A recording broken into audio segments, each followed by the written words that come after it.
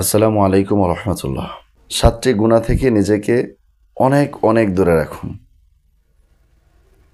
রাসূল নিজেই বলেছেন, ইজতানিবুস সাবআল মুবিকাত, তোমরা 7টি ধ্বংসকারী বস্তু থেকে বিরত থাকো, দূরে থাকো।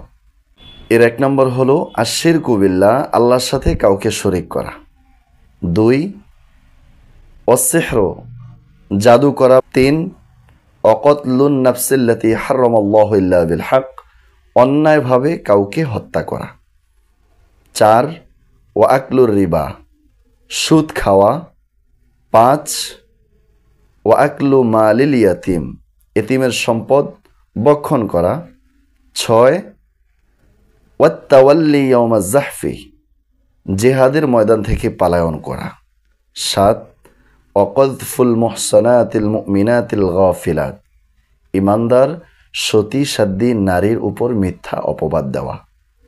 এই 7টি বিষয় থেকে নিজেকে বিরত রাখো, রাসূল বলেছেন। আল্লাহ তাআলা যেন আমাদের সকলকেই এই 7টি ধ্বংসকারী গুনাহ থেকে আমাদেরকে হেফাজত করেন, বিরত থাকার তৌফিক দান করেন।